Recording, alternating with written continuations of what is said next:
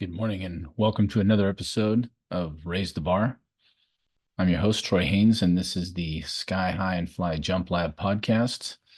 We're entering our third year, I think, of doing these. I can't even remember. It's a blur. Um, but today we're talking with a young gentleman. All I know is that he's from CST time zone, so middle of the country-ish. His name is Twan. I saw his stuff on my Instagram as usual. Those of you that are fans of the show, you know that that's where I do all my best work. Find people on Instagram, and it from what I can see, looks like a football player and track athlete. It says I like to jump on his feed, and he's a three-time All-American. And that's about it. That's all I know. He's gonna be sending me some videos, hopefully, which I just got. I'm going to send them to. All right, so Twan, man, how high have you jumped so far? Are you just a high jumper, or do you do more? I only do high jump right now. I tried long jump before, but it was too much on my knees and my shins. But Right, right right. now I'm just a high jumper, and my PR is 7 foot 2 inches, and I think like I have like point 0.5. I forgot in meters. I know it's 220. Yeah, so seven, 2.5, 7, 2.5. So Wow, yeah. awesome. So, where are you from? I keep looking back at our text chain and I'm like, I was never able to, either I didn't ask the right questions, I didn't get enough information or something. So all I know is that you're in the central part of the country, which is kind of a big swath of space. So where are you from? I'm from Mariana, which is like an hour 45 from Cersei, where Harden is. So I'm pretty close to home, I'd say. It's What only what like an state? hour 45 away. What state are we talking? Arkansas, You're in Mariana, Arkansas. Arkansas. Okay, Yes, sir. Arkansas. And you at 7, 2.5 now, are you still in high school? Or are you a small college jumper? Or Oh, where are you at? What I level? jump, I jump at Harden University, D2. Mm, okay, awesome. Now, from my understanding, 7, 2.5 this last year would have qualified you for the Olympic trials. Is that correct? Yeah, I think they said it would get me on the list, but to like automatically go, I would have to jump 223. Right, right. Okay, so you were on the backup list. If they would have wanted more competitors, they could have got in touch with you, is the way I hear that, right? Okay. Um, Yes, Now, sir. where did you go to high school? And I saw some pictures that made me think you might have played some football. I played football like every year except my senior year, but mostly it was basketball and track. Okay. And then what high school was that, and how did you do in high school in Oh, track and field? it was in Mariana, Arkansas, Lee High School. Okay. I went to school there, and yeah, track was pretty much. I ended the my senior season jumping 6'6" at like the last meet we had. Okay. So it was usually around like 6'5", 6'4" ish, like every meet. So Right. Okay. which was good for like high school. So they got me enough attention to get Harding's attention. So I jumped at Harding my last meet when I jumped 6'6". So Okay. that's kind of how I found out about Harding and ended up going. Okay. So Hardin is a D2 school, and you stayed in your home state, and then from there you have progressed from 6'6", which how did you do in state your years there when you got to the state meet? You pretty competitive? Uh, yeah, I won my senior year. I won the state meet, and we had something called the Meet of the Champs, where we like think all the winners. I don't know if it was first and second or just first, but I know everybody met up to jump against each other, which was in like someone. I think it was. I don't know if we went against people who were like the same division, like 4A as our school, whatever. Right. I don't even remember, but I know it Yeah. was about. I know it was about 8 of us at the Meet of the Champs, and we met at the meet at Hardin, and Hmm. yeah, that's kind of how things worked out. I guess it worked out that way since. I That's met pretty Harden's coach that day. Yeah, it's pretty cool. I guess it depends on your state, right? So in California, when I was in high school, they just have one state meet. So they kind of have a way of getting everybody, to the same place at the same time. I know that many states have, 1A, 2A, 3A, whatever different size schools, Yeah, right, with their own finals. So I don't know why it isn't the same way in California. I don't know if we're trying to be, smarter or this or that. I have no idea. But when I was in high school down here, there's literally all these different areas that qualify and send their athletes to state. So there's San Diego. San Diego section is down, below us. I live in LA County, so went to school in LA County. So there was southern section, San Diego, then there was southern section of CIF, then there were the LA City schools, which would be schools like Banning and um, some of those Fremont and Crenshaw, Hawthorne. There's a small clump of those, and they would send their like I don't know, 3 guys, 5 guys, I can't remember. Southern section, the one I was in, would send 5. San Diego would send 3 or 4. It's kind of like everybody got their guys in, and then we would get up to the state meet, and there would be a whole another half of the state that we never saw because that was like Northern California. And Northern California would be San Francisco and Oakland and all those kinds of schools. And so those guys would be there also. So it was for us, it was usually like a shock, unless we went to a big invitational like Arcadia or Mount Sac. Those are big meets out here. And sometimes you'll get people from the north coming down, but not always, So you could get all the way to state meet and going, dude, who's this guy? I've never seen this guy jump before. And they could be some really awesome. I jumped against a guy named Maurice Crumby, who was 3-time state champ, and he was from up north. Would never see him until state, and then he jumped like 7'4" or something in high school. John Morris ended up going to Cal, was a 7-footer, 7'2" guy in high school. I ended up jumping against him my whole for 3 years in college. And but yeah, it's interesting how they do it differently. I like that idea though, that you got a chance to see, the other levels of state maybe, when you got to the champions guy, the champions meet. I like that idea. Anytime there's a chance for you to jump and show off, right? yeah. hmm So how did you got yourself to Harden, and what year are you in now at Harden? I'm going into my senior year in August. Senior year in August, and you have progressed quite well, we would have to say, right? From 6'6" all the way to 7'2". So you were jumping what, 2 meters is 6'6 3/4. So you were like 190, 197 or whatever that works out to be at Yeah, six somewhere six. around there. And then now you're at 220, which is 7'2.5". I know that height really well. 7'2.5". I think I made 7'2.5" either once or twice in my career. I missed more times at 7'2.5" for whatever reason. I only made 7'3.5" once, and I only tried it like twice. So I don't know what the deal was, but Mhm. 2.5 just had my number. I don't know why. But so yeah, let's you you did basketball in high school, you played football in high school. What position were you in football? Safety. I was gonna bet. I should have just said it. Yeah, I would have sounded smarter. I was a free safety. You're a free yeah. safety. I jumped against a guy, Antwan-Jones, from I think he was Santa Ana Valley or wherever he was from. He was a free safety. We would always get together and talk football when we met up. But James Lott, who went to Texas and jumped 7'7" in college, was a free safety at Texas. It seems to be the cool position to play, especially if you can jump up and take the ball away from people, right? Yeah, I like it. Oh yeah, absolutely. Did you get any people interested in you for basketball or football? Not like I wouldn't say seriously like track. Like some coaches would say, "Oh, you should like come and like talk to the coaches or come and apply and stuff." But it was never like I never really felt the same way about like how track was because in track it was like the coaches will call and ask, "Oh, have you made a decision? Like, where do you want to go to school and stuff?" For track, it was like more. I felt like schools wanted me more for track because hmm I didn't really. I like basketball. For me, if I was going to do another sport, it would probably ball. But I kept spraining my ankle a lot.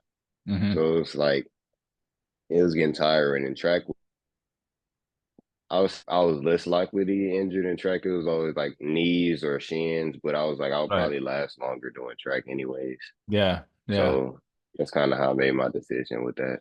Well, you can kind of control the knee and the shins with, how much loading you put on yourself, right? If you can, do your Yeah. lifting and your running and just try not to jump as much, right? Try not to do as much volume. I know shin splints, I hated them. I had them every year in high school. And then once I got to UCLA, I don't know what happened, but I learned, well, I learned a few exercises, to do those traditional, you know, ankle flip things everybody does.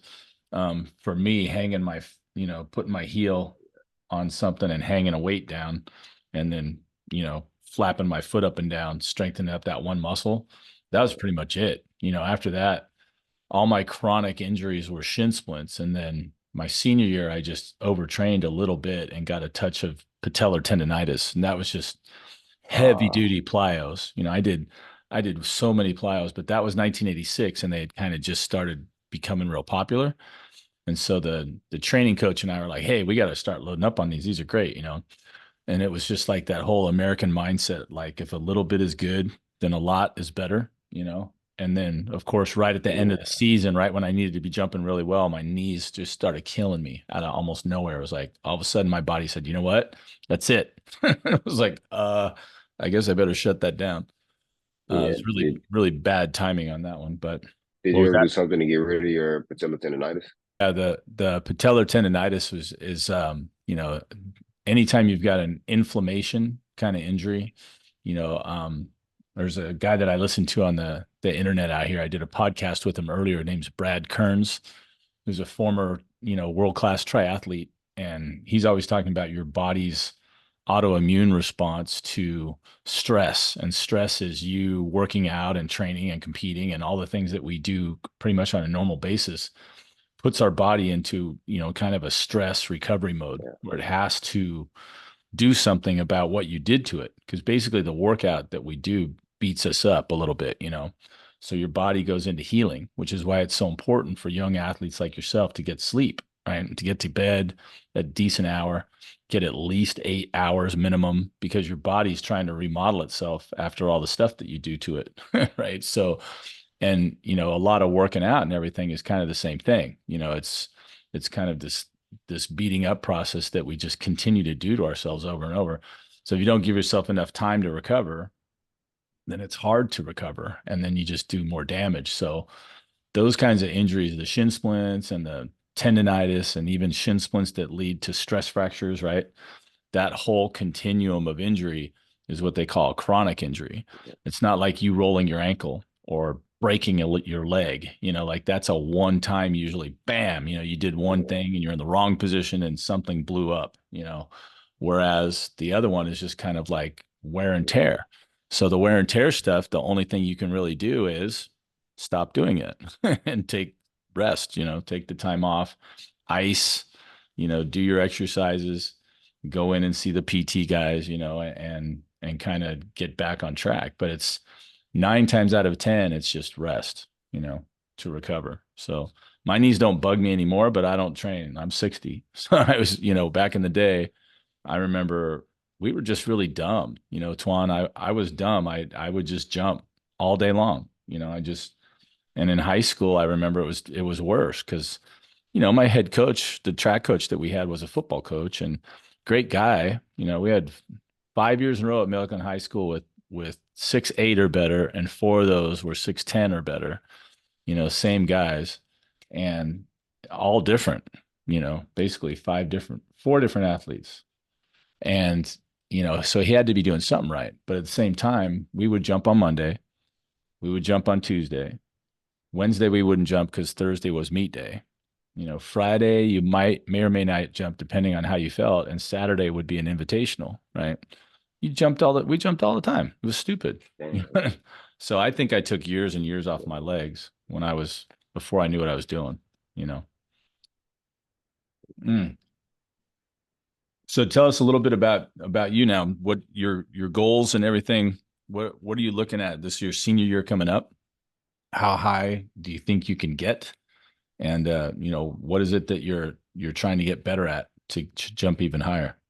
Well, I would say a goal. I kind of want to jump around like 7'4" this year. I feel like 7'4" or higher because I feel like it's a obtainable goal if I can.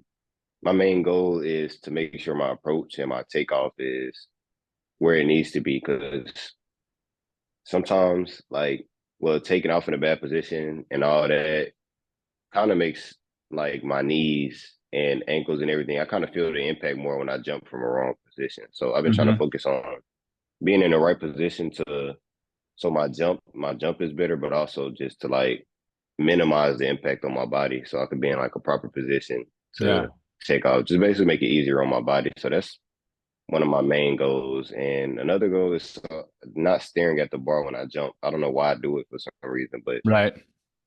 to the part where I'm arching over the bar, I'm still kind of looking at the bar instead of arching to Right. my max potential, basically. Because if I look back, I can arch more. But I don't.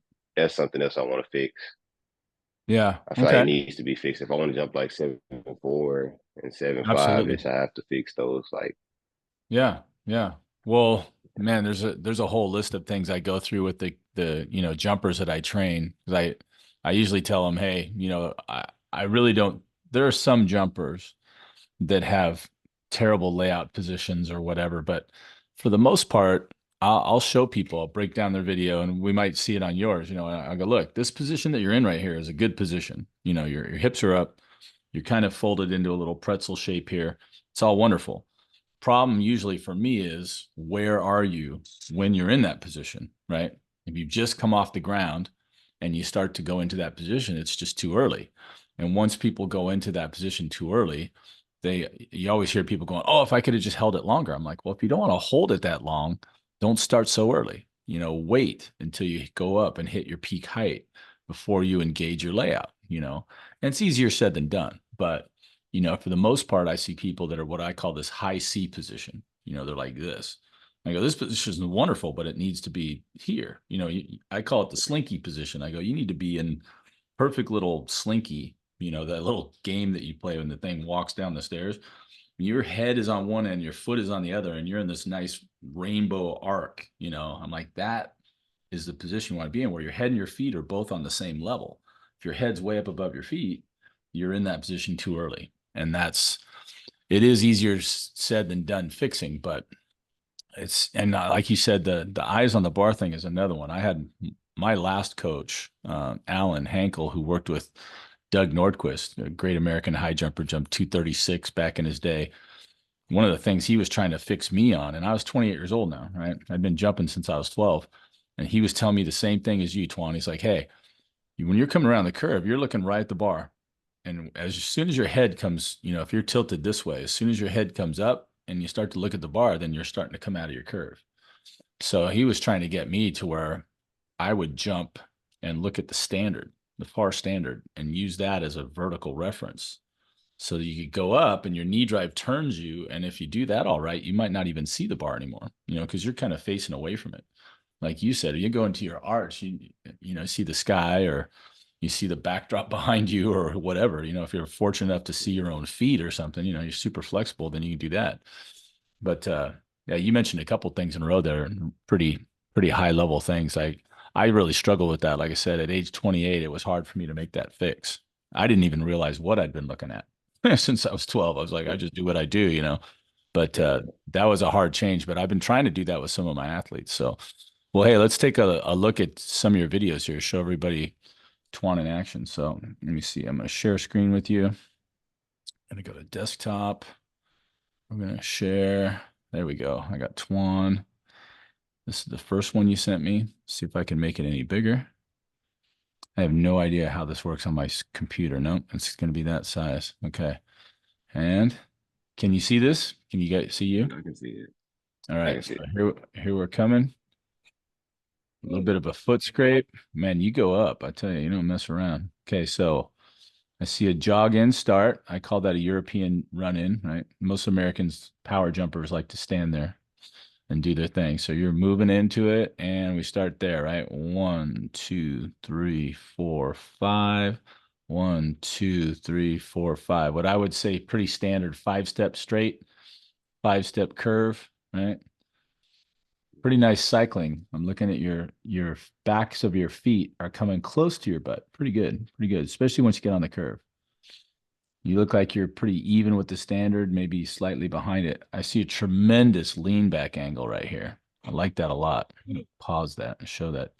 You young jumpers and some even more elite jumpers would know this, but if I was looking at this, Twan, I would drop this line down here by the standard, and put one on your foot and then draw that line straight back up your leg and your body. You see how you're lined up? That's really nice. So Yeah, in that one direction, for sure, it's going to be a lot easier for you. From this view, it's hard to tell if you're leaning to your left, right? But I can definitely see you're yeah, leaning back. I'm pretty sure you're leaning left too, because I can see your shoulder tilt, right? So there's certain things I look for when I break down film, but that lean back angle there is tremendous. And then I see a real fast gather, right? Hands come together up in front of you. So again, American power jumpers, for the most part, gather those hands, and you've got one step basically to get them back and get them back up, right? So they both reach back for what I call more power, right? The bigger that arm stroke, the better. And then you can see a little foot scrape, right? And that's where the cycling kind of stops, right? As you're cycling your feet through here, and all of a sudden you just drop that foot down and drive it up like crazy. So a good knee drive, you get off the ground good, and right here you can see that what I call a hip pop. You do the kind of a double hitch, almost like Javon Harrison or is it Vernon Turner does this too. So you pop one hip, you bring the other one up, you pop that. Dude, that's unique. That's really unique. And looks like you got easy clearance on this one. So how tall are you, Twan? like 6 foot, 6 foot 1, Six, six somewhere one. around there. So this do you know what the particular height this was? I think I was 7, but I don't know in meters. Yeah. Maybe like 211, 212, I think. Yeah, I'd say it's got to be. It looks like at least 6'11", 7 feet. So, all Yeah, right, I like that a lot. A lot of really great things there. Obviously, you start hearing numbers, and someone's jumping over 7 feet, they're gonna be doing a lot of things pretty well, to achieve those heights. It's always fun to see, who does what. yeah. I love comparing different styles and all that. So yeah, you would definitely be in the vein of the power jump. All right, so you got a small little jogging again, and 1, 2, 3, 4, 5.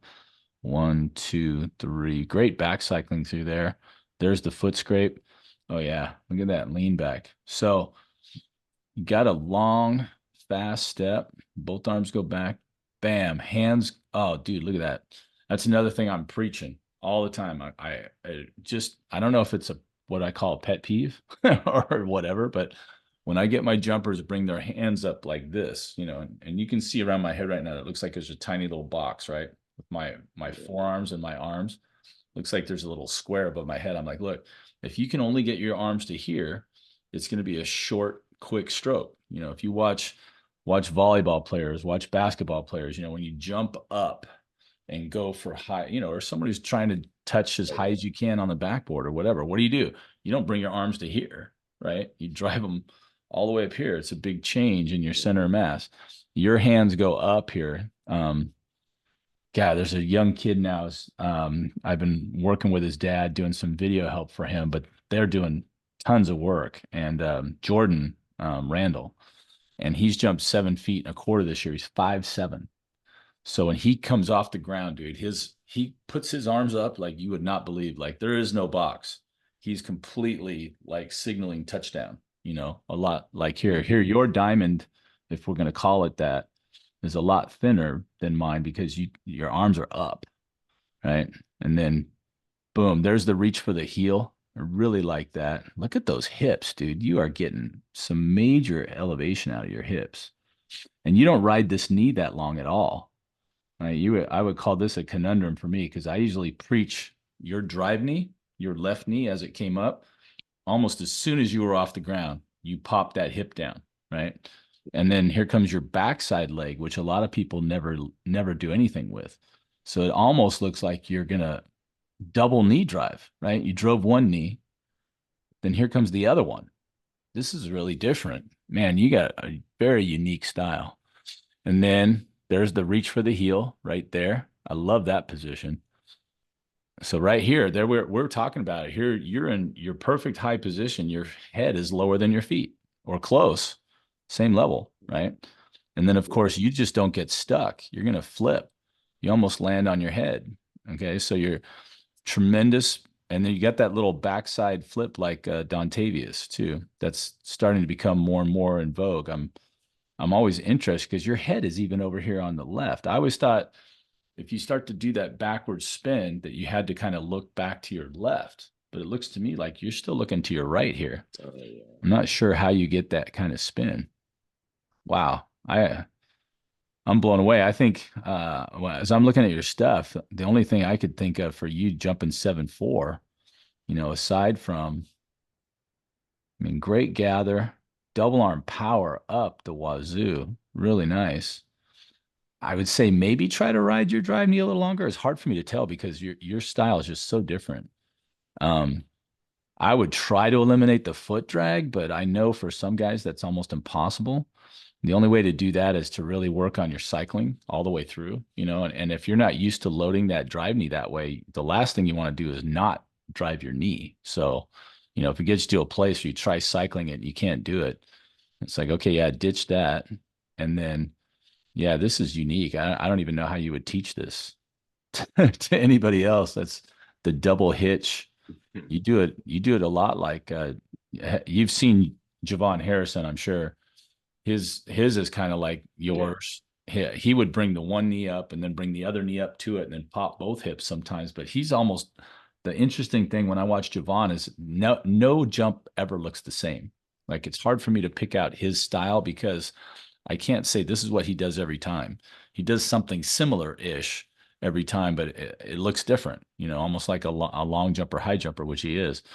Vernon Turner does something similar too with, one leg and then the other.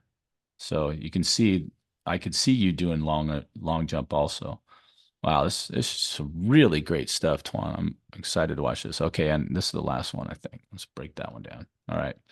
So is this also a meet jump or a training jump? I can't tell. Oh, that was training. I think I was doing like 4 steps that day.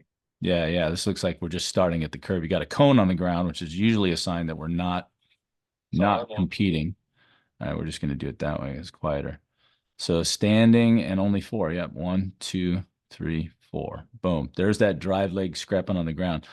I'm wondering, you're talking about your knee and everything, if that what is it about that? Is it just the power? Because it's not like you're not moving. Some power guys are a lot slower, but you're carrying some pretty good speed too. Like you don't mess around here. This is a really fast one step. Look at the way you start off. You can tell you're firing your arms to get moving, right? Boom, boom. Great lean back angle. I'd be real curious in the future if you would indulge me. I'd love to see it. To get a shot of you straight down the bar. Like, here you can see we're at about a 45-degree angle to the pit. If you Yeah. swing over, get someone filming you to swing over to about a 5-degree angle so you can see you coming and compare that. It helps to see if you're leaning to your left. You know what I mean? As you're running the curve. Yeah, here again, you can see tremendous lean back.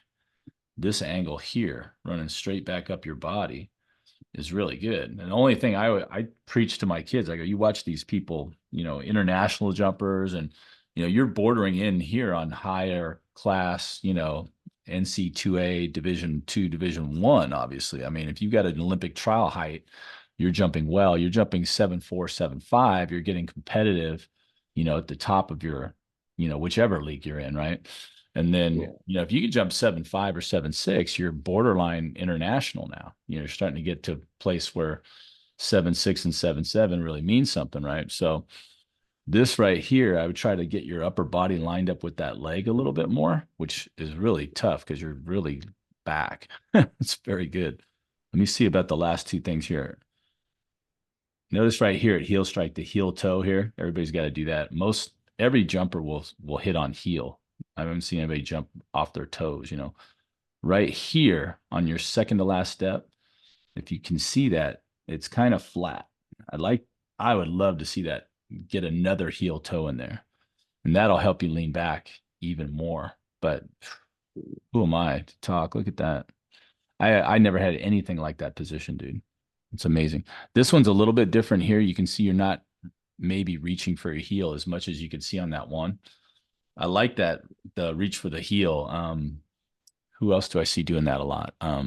Bondarenko did that. Derek Drown or Druin, however you say his name, from Canada, world champ Yeah, and Olympic champ in 2016.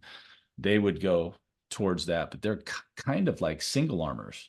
So again, you're combining a lot of elements here. I find it very interesting. You've got what I call European style run up, and that you run into your mark, which a lot of Americans don't.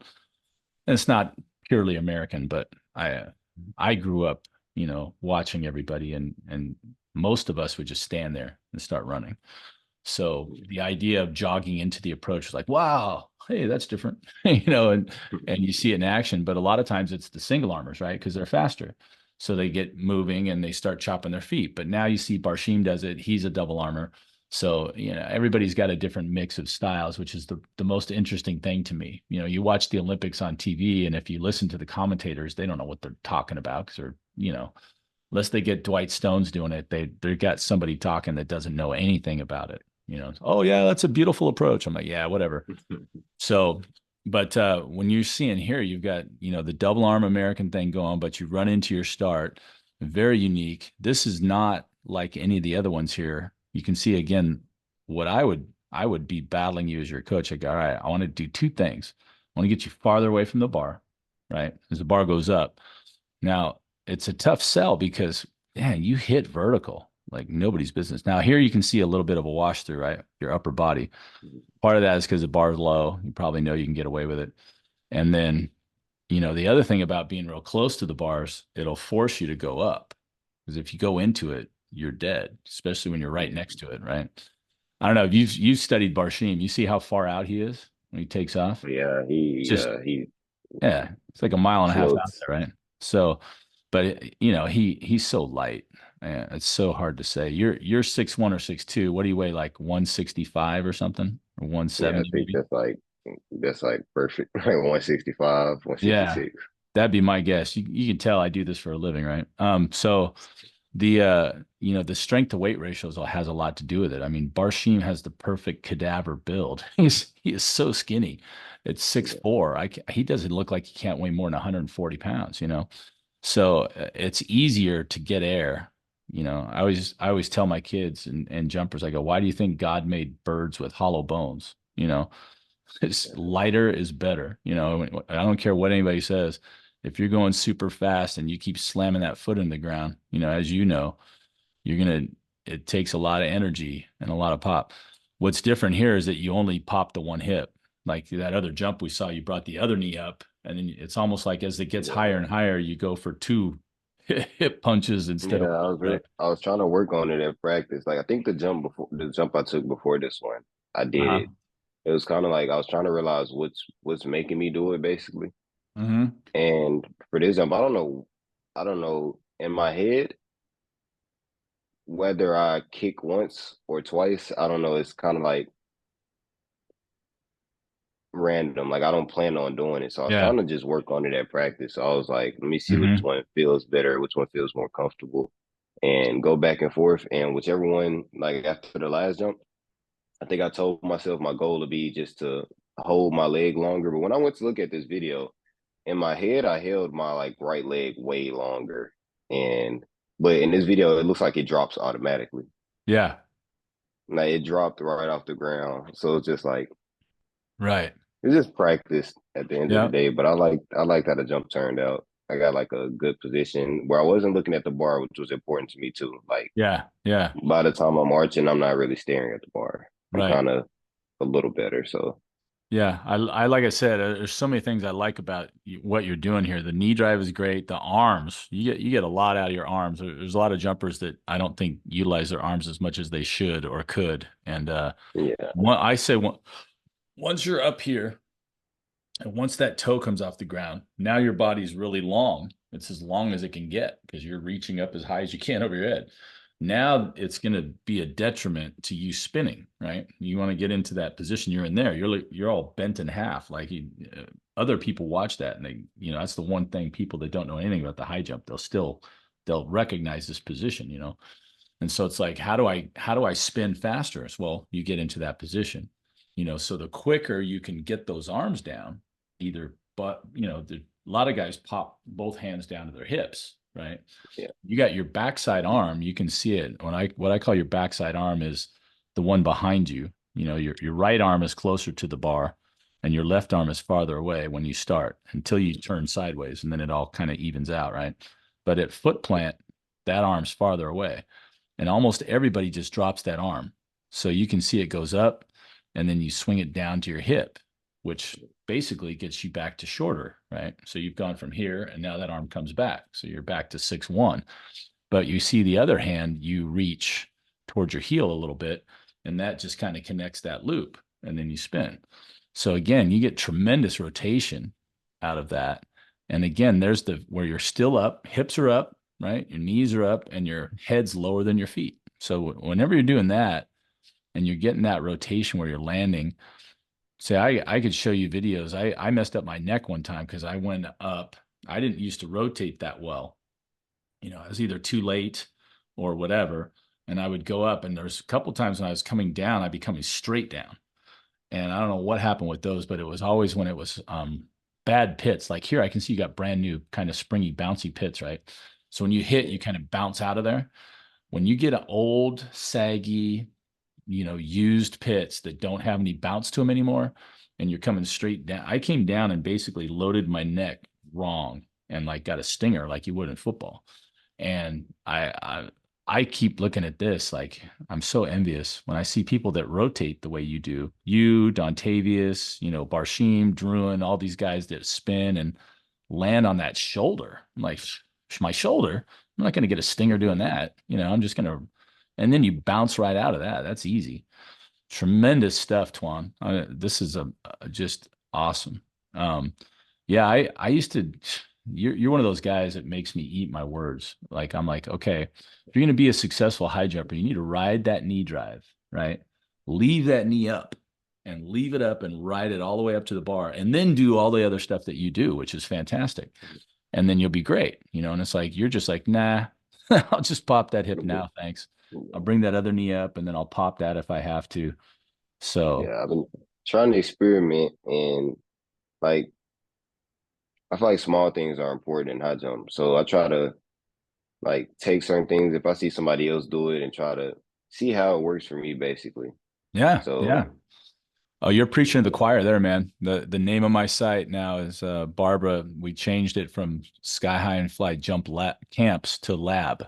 We're like, this is the experiment lab.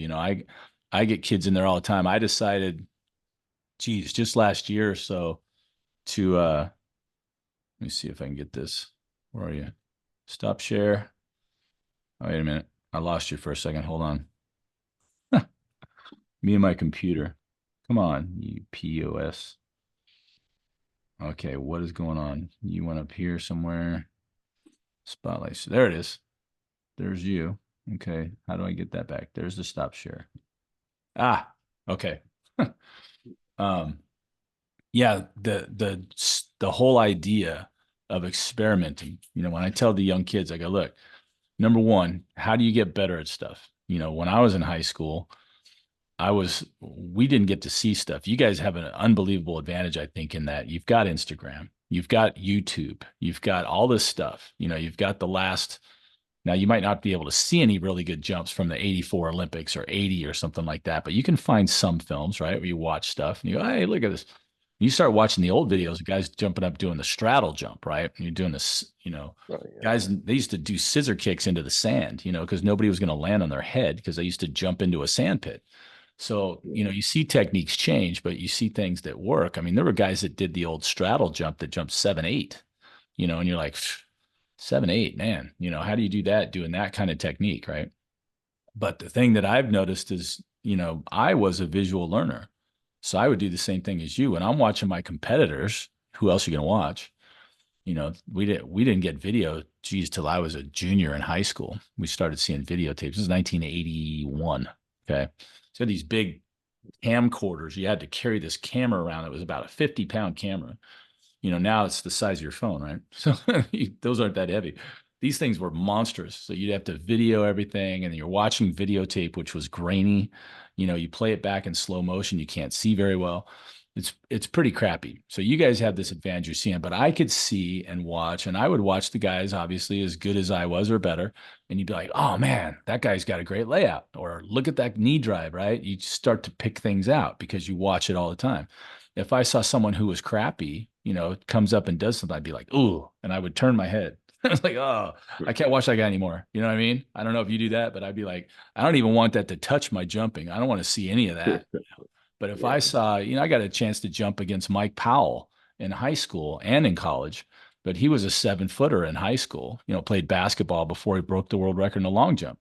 And he was amazing high jumper. He never practiced. I know because I watched him for a year at UCLA. He never practiced. He would come to the meet and jump 7 feet or 7'1", and he would be busy working on his long jump and other stuff.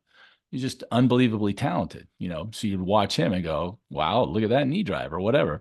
But the idea of both watching copy and then what you said, which I think is awesome, is it kind of experimenting, right?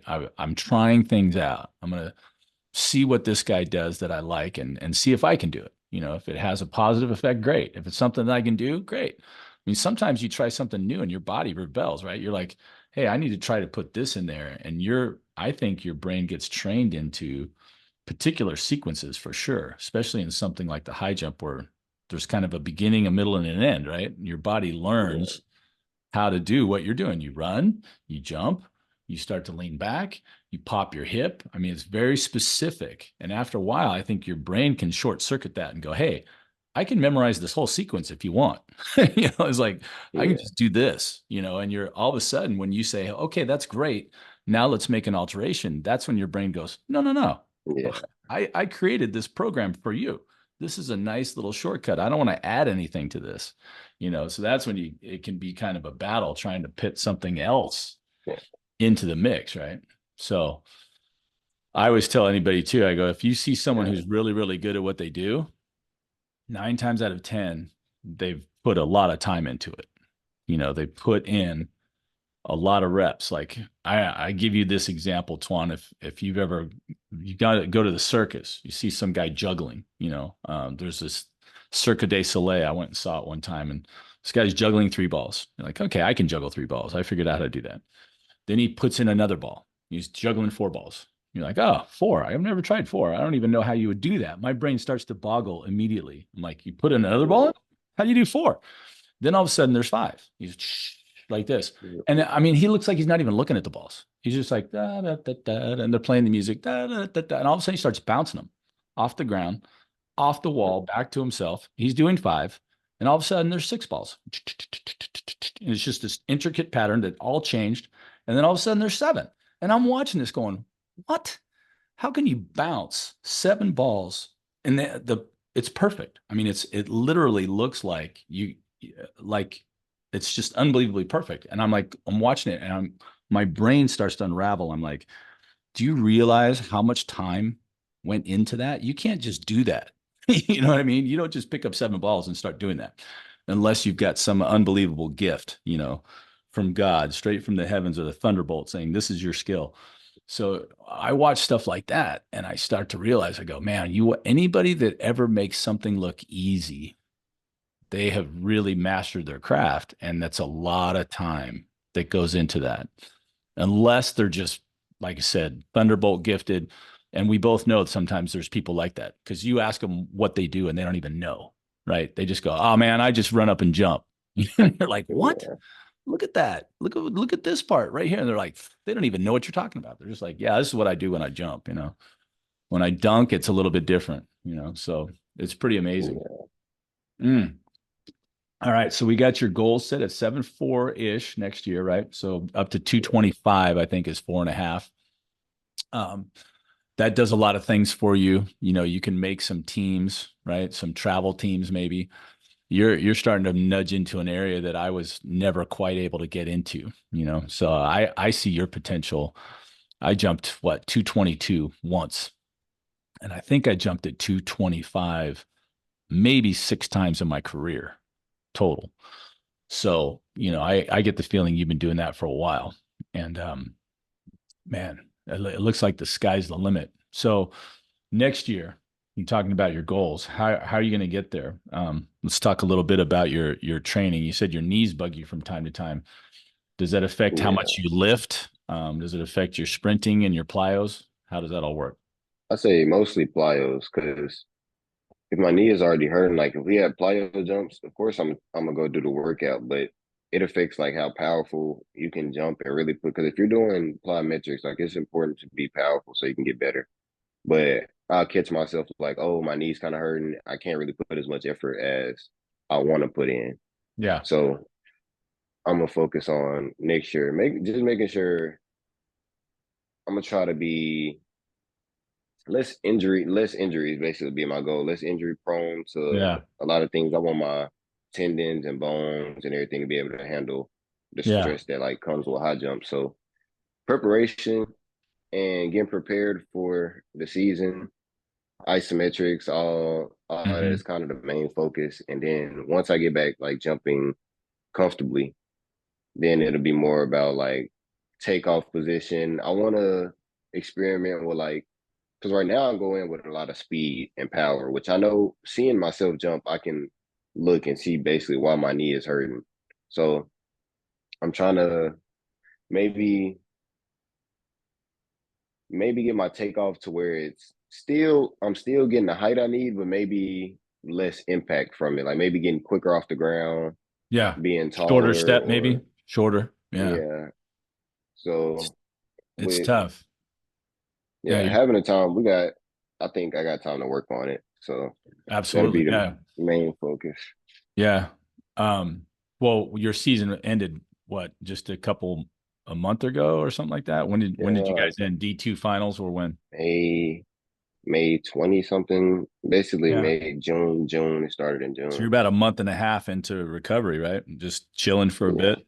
So, um, yeah, there's a guy I will send if you don't know him already, because I do what you do. I'm sure I watch Instagram all the time, and I see jumpers, and sometimes I just automatically I look and see, okay, where are they from? What are they doing? Blah blah blah. How old are they? And are they even from this country? I don't know. I got to figure it out. And so I pick up a lot of information, and then I put in the hashtags that I follow, you know, everything you can think of. Hashtag high jump, hashtag high jumpers, hashtag high jumping, hashtag high jump training, long jump, long jumpers, long jumping, long jump training, all of them, plyos, speed, power. You go start putting those hashtags in there. So my stream is a never ending, like, videos of athletes, Yeah. trainers, people trying to sell their speed system, their explosive power training, right? On and on and on. And I just watch stuff. If I see something that I'm like, oh, that looks really, really good, I'll follow the guy. And then sometimes I ask him to be podcast guests. Sometimes I'm just like, I'm going to start stealing their stuff. It looks good because I know that works. I have a degree in exercise science from Cal State Long Beach, a master's degree, kinesiology. I know what's good.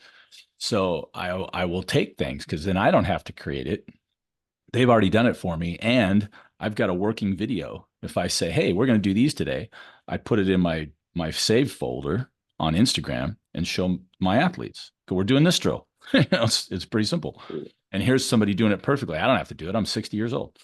So, I do that. Now, one of the guys that I follow and the long lead into that whole thing is it's been like 3 years now, and I think he said his account just got hacked, which doesn't surprise me, but he's got like millions of followers. I don't know if you've ever seen the knees over toes guy. Have you ever seen his stuff? Oh yeah. Like they help with knee pain basically. Yeah, I've seen yeah.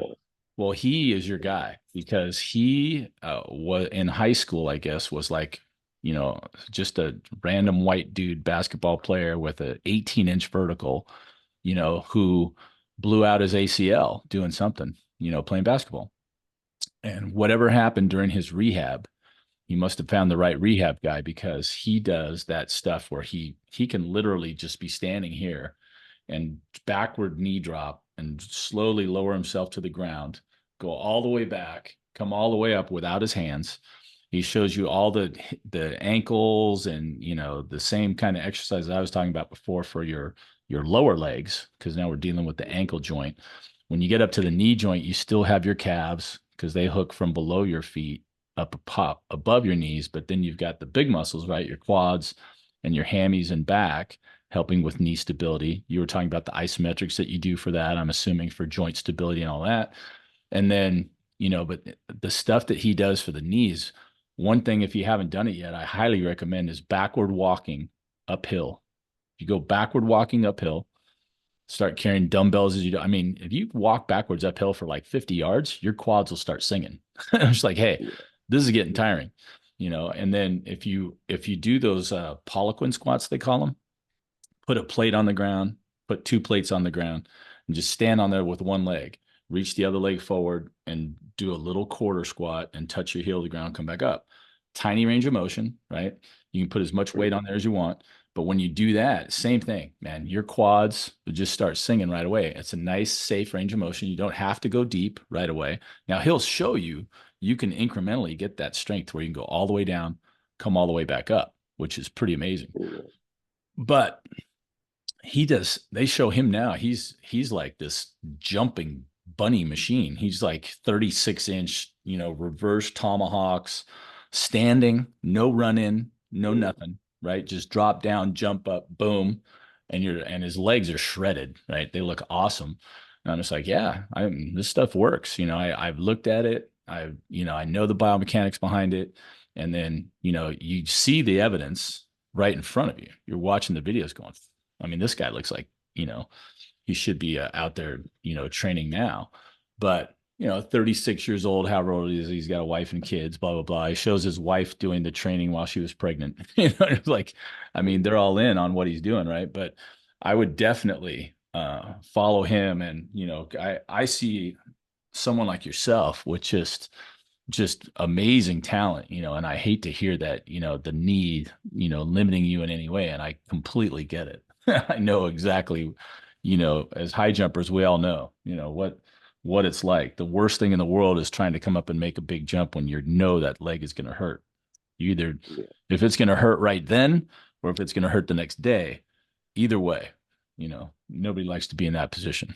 So, well, hey, what else we got? I was gonna ask you. You got your next season coming up. That's indoor and out. I'm assuming you guys jump Yeah. indoors. Oh, I'm jumping. I'm a red shirt my outdoor, so I get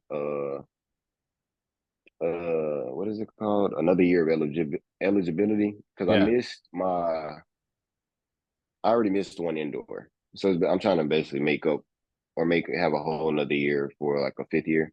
right, right. Okay, And I hurt my back. Well, my back was hurting before indoor, so it made right. sense then. So I'm gonna try to get my body prepared to handle indoor, which gives me like outdoor and the summer to prepare for like a That full fifth year. season. Yeah, yeah. And then Yeah, is that still? Are you still part of the COVID mix? Is COVID involved no, in that? I'm not. No. No, So, God, talk about a period of history that I'm so glad to be over with. Oh my God, COVID. That's a whole nother thing. Well, so yeah, you're getting ready for indoor, and that's a whole nother animal. I know you guys have way more experience. If you ever get a chance to come out to California, come out here because you don't have to train indoor. There's no reason for indoor. When you come out here, the sun's out. It's usually clear and nice, and oh yeah, that makes even during sense. the winter, the sun's out and it's 70 degrees and it's not raining, and there's no reason to ever go indoors, jump indoors because it's purposeless. So when we send our kids, I coach at Vanguard University, which is going to be a D2 school this year.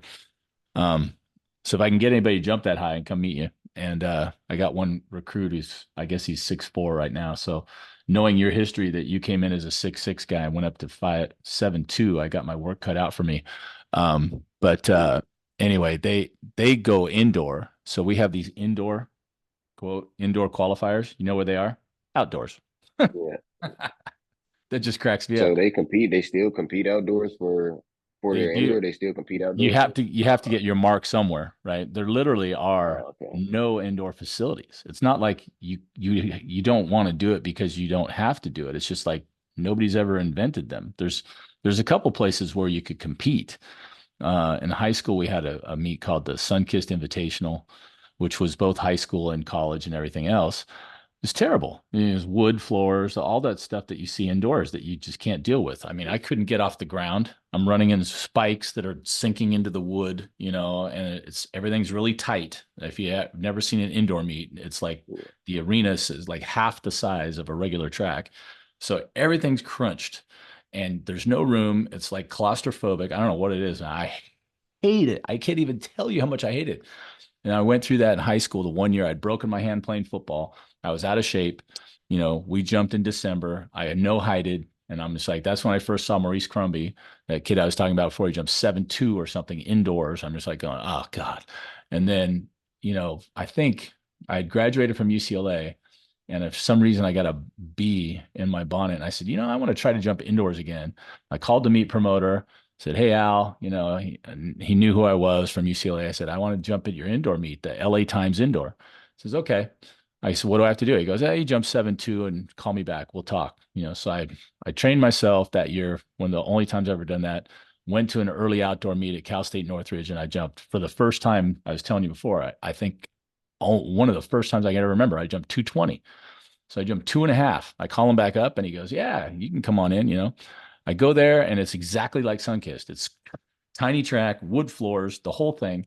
I think I might have jumped 6'8". I think my best jump indoors is 6'8", and I think I've only taken 6 or 7 jumps total, and I hated every minute of both of them. I was like, I don't know, and I know it's just out here because I know that the facilities are better in other states because Yeah. they just have to be because you have to train indoors for months on end sometimes, and it's snowing or it's ice on the ground or whatever. I get it.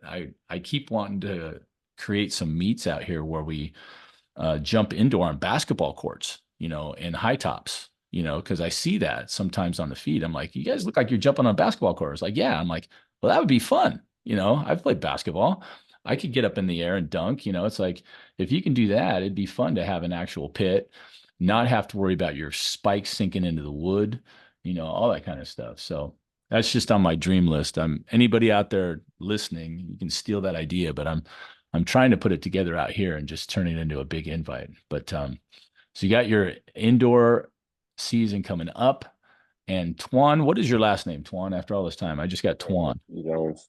Jones. My real name is Antoine. Antoine. Antwan-Jones.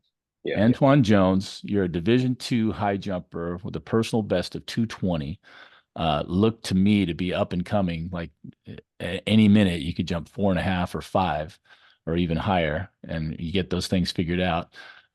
Hey, best of luck to you, young man, as you train. I'm a huge fan Thank you. after seeing your stuff. I'm glad I remembered first of all to get you to send it. I appreciate Yeah. your willingness to go through it and look at your stuff and listen to an old, washed up white dude tell you what he thinks. But I'm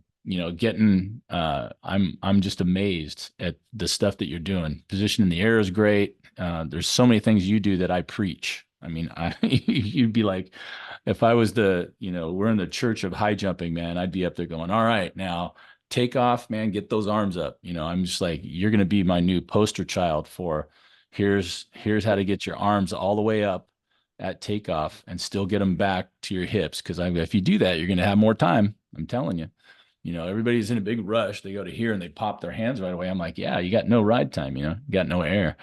So, hey, I appreciate you and your work. I appreciate you carving out the time out of your day, and can't wait to see how you're jumping this next year. And, send me videos and anything if it's cool with you to promote. I don't know what the rules are at D2 and all that, but I'd be happy to do a post and, show you in action because people need to see you in action, Twan. You got some good stuff there. I just started posting more on social media, like track content. just Hmm. to put it out there so people can see.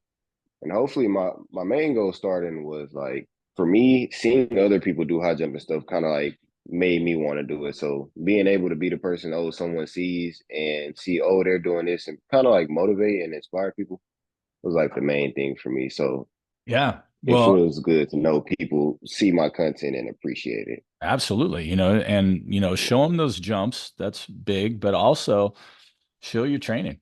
Show yourself doing your running, show them doing your plyos, show, anything, speed, agility, mobility work, whatever it is, even the stuff that you do to do your maintenance, for your feet and your knees and that kind of stuff. Because I'll tell you, the guys that I really appreciate, there's some people I start trying to dig and I can't find anything. Like, okay, it says high jumper, right? This guy says he's a high jumper, and there's one still photo from a bad angle where I'm like, yeah, okay, I can see that you're a high jumper. You understand it, but it's like, where's the stuff? Where's the post? There's nothing. There's like, oh, here I am in Europe. Here I am over here. Here's my girlfriend. Like, okay, that's wonderful. But I'm like, I'm your content guy. I'm like going through. My favorite guy is Brandon Stark. I don't know if you know that guy is from Australia. So he's going to be in his third Olympics coming up. I think he's getting into his late 20s now. But I just saw in the feed, I remember he jumped like 230 to a minimum. Might have jumped 233 at the last Olympics. So 230 is what, six and a half? 233 is like seven and a quarter, I think. And then 236 is seven, eight, and three quarters. So yeah, 233, I think he jumped and was in the top 4 or 5. Still didn't medal and was through some amazing jumps. And all through his feed, if you go through now, yeah, he got married, he had a kid, so those pop up. But other times you're going through, I mean, I've seen hurdle drills. I've seen him doing his full circle, your 5 step curve with hurdles, right? And sometimes 1, 2, 3 boing, Oh, one, okay. 3 boing, Yeah. but he's running the curve and then he jumps. And when he jumps, he just leaves the drive knee up the whole time and then cycles the other leg around and lands on it. So you take off on your left, land on your left. I'm like, well, if you're going to train somebody to leave their knee up, for me, that's your drill. So I'm watching that. Okay, yeah, I get it. And then I see him doing plyos, right, over hurdles in the sand. I see him doing quarter squats, a lot of weight, step ups with one leg, a lot of weight. I mean, the guy's not a gatekeeper. He is showing everything that he does in his training. I'm guessing. Now, I don't think it's everything, but it's enough where I'm looking at it going, okay, this guy's somebody who's got some great content because there hasn't been one thing that I've watched going, what the hell would he do that for? I'm looking at it going, oh, yeah, that's a great drill. I implement immediately. I mean, I will do that. I'll watch it and go, oh, man, copy and repeat, today, if at all possible, if it's the right part of the training for that. So, yeah, I mean, you want to get seen. That's the way to do that, for sure. I don't even know. It's harder because I'm in the same boat. I would love to have more content that I put on YouTube, let's say, like here's a training video on how to do X.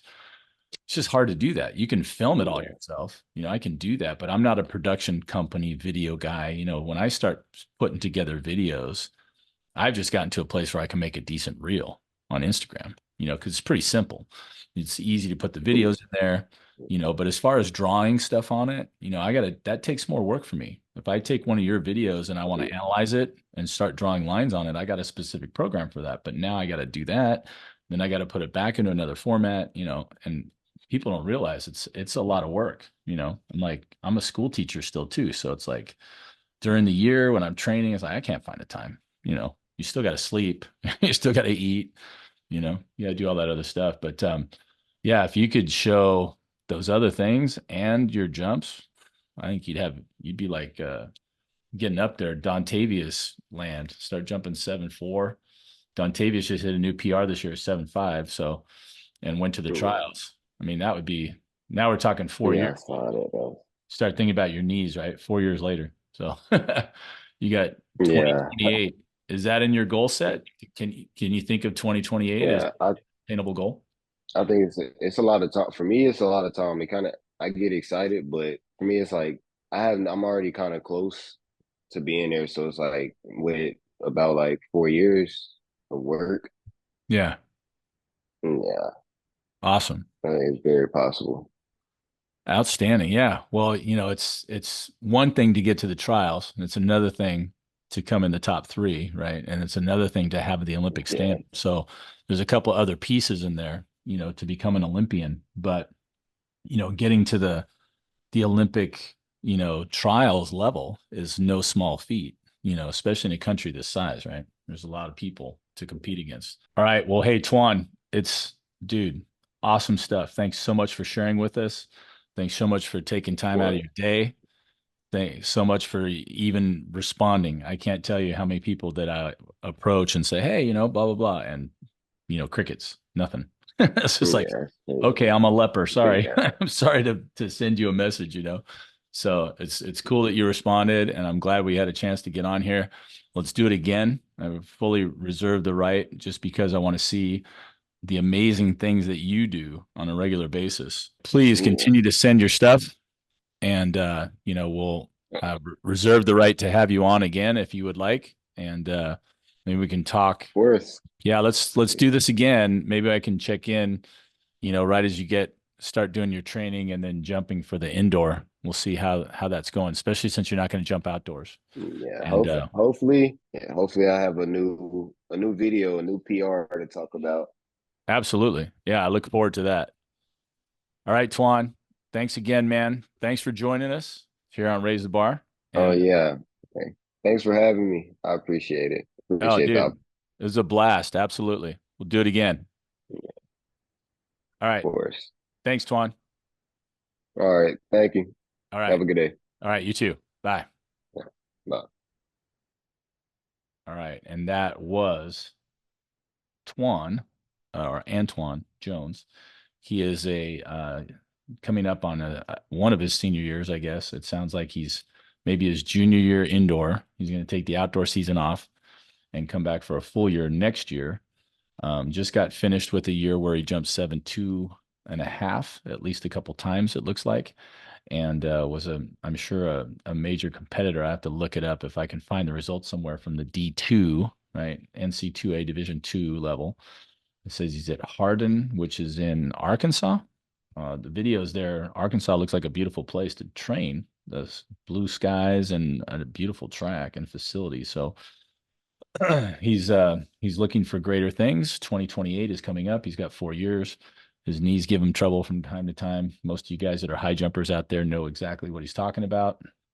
Some of you don't because you're gifted with bodies that don't break down. But I remember my knees would definitely bug me. I used to ice them, after workouts and all that. So, but some amazing jump videos. Give those a look. You can follow him on Instagram. When I found him, all I found was Twan, and that was it.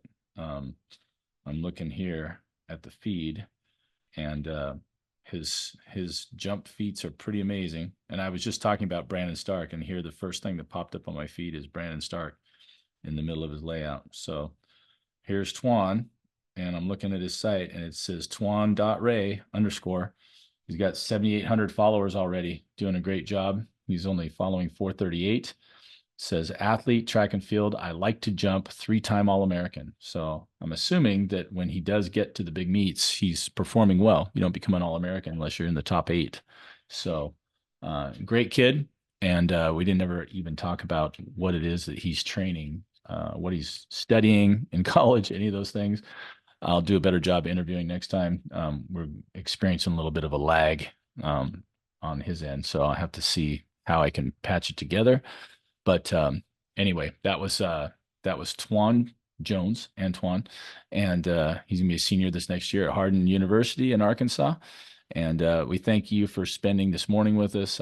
I do have another podcast scheduled today with Dontavius Hill. It will be our third time with Dontavius, and we're just going to kind of check in, see how he's doing after the U.S. Olympic trials in the high jump, which just ended. So check in with us later, and we got many more podcasts coming your way. Be great. Follow us on Instagram. You can find me at Sky High and Fly Jump Labs. Used to be camps, but I've discovered after I created the name that I almost never did any camps. I did clinics and I do training sessions, but not really camps. So, and we do a lot of experimenting. So we changed the name, Sky High and Fly Jump Lab. This is the Sky High and Fly Jump Lab podcast. Raise the bar. I'm your host, Troy Haines. We talk high jump, long jump, triple jump, pole vault. We talk about it with the athletes that do it, with the coaches that train them, with the trainers that help develop speed, power, agility, mobility, PT guys. I'd like to get on here, nutrition, sports psychologists, anybody and everybody that's involved in helping us jump, better, farther, higher, faster. And so that's what we're about. And I like to showcase these young athletes that are working so hard. They're here trying to make a name for themselves and trying to represent their countries. They get a chance to compete at the Olympic level or the world level. So you like those kinds of things, you're in the right place. And then on YouTube, please hit the subscribe button there. Same title. It's Sky High and Fly Jump Lab. And the Raise the Bar podcast, you can subscribe. We do keep it pretty even keel, pretty streamy. I like to get a lot of athletes, and I find them when I can.